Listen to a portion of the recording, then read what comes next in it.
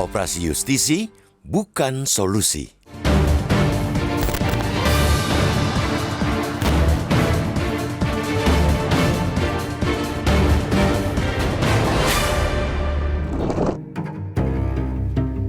Mudik Lebaran sudah segera menjadi arus balik. Masyarakat segera kembali memacu hidup, terutama di kawasan perkotaan. Kehadiran kaum urban bagi sejumlah pihak dipandang sebagai beban kota, sehingga paling mudah dan lazim yang dilakukan oleh aparatur penyelenggara negara di kota-kota besar adalah menggelar tindakan hukum untuk menekan kehadiran pendatang baru dengan tajuk Operasi Justisi.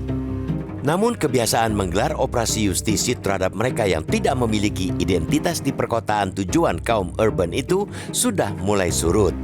Apa yang dilakukan Gubernur Jakarta Pramono Anung yang tidak hanya meniadakan operasi tapi bahkan melarang aparatnya menggelar operasi justisi ialah contoh perubahan cara berpikir dan bertindak terhadap pendatang itu.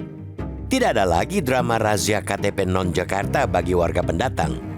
Para wajah baru juga tidak perlu khawatir dipulangkan ke kampung halaman bila tidak memiliki KTP Jakarta. Gubernur Pramono yang berpasangan dengan Rano Karno dalam memimpin Jakarta itu lebih mengedepankan pendekatan kemanusiaan.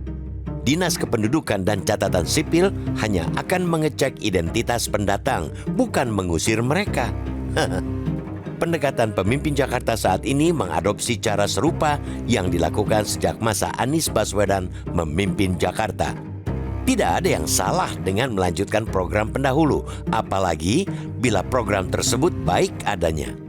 Anies menyadari operasi justisi kerap tebang pilih, yakni menjerat mereka dengan taraf perekonomian rendah namun meloloskan mereka yang kaya. Makanya di masanya pendatang hanya diwajibkan untuk membawa surat kependudukan yang lengkap. Urbanisasi adalah sebuah pilihan bagi warga negara. Apalagi bila melihat perputaran uang yang masih dominan di perkotaan. Kesempatan usaha dan pekerjaan juga lebih banyak di kota. Wajar saja masyarakat kian banyak berpindah ke kota. Ibarat ada gula, di situ ada semut. Apalagi di tengah perekonomian di negeri ini yang penuh tanjakan berat. Ada puluhan ribu aksi pemutusan hubungan kerja atau PHK yang dialami buruh di berbagai daerah karena pabrik tempat mereka bekerja ambruk. Pesangon sejauh ini cuma seperti balsam penghilang rasa pening untuk sesaat. PHK yang terjadi jelang Lebaran jelas memaksa para buruh menguras dompet karena sudah tidak mungkin makan tabungan. Menjalani pekerjaan informal juga tak semudah membalikan telapak tangan. Modal dan pengalaman saja terkadang tidak cukup bagi perekonomian buruh untuk bisa kembali pulih. Daerah tidak memiliki daya untuk menyerap seluruh para mantan buruh tersebut. Untuk menciptakan industri baru yang bisa menampung mereka juga tidak semudah kisah Bandung Bondowoso yang membuat ratusan candi dalam tempo satu malam. Kalau sudah mentok sana-sini, wajar bila korban PHK juga memilih untuk mengadu nasib di kawasan perkotaan, termasuk Jakarta. Oleh karena itu, hadirnya korban PHK menjadi keniscayaan di Jakarta sebagai pusat perekonomian nasional. Langkah Pramono Anung yang bersiap menghadapi para pendatang bukan dengan operasi justisi, melainkan pelatihan kerja di tingkat kelurahan dan kecamatan amat layak. Kita apresiasi.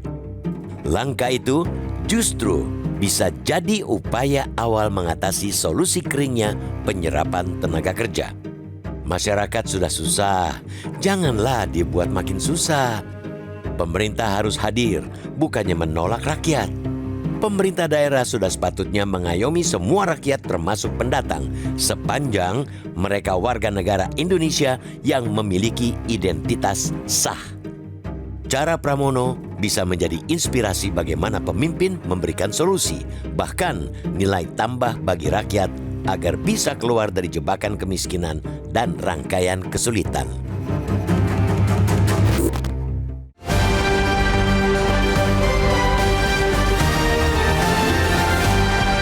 Download Metro TV Extend sekarang.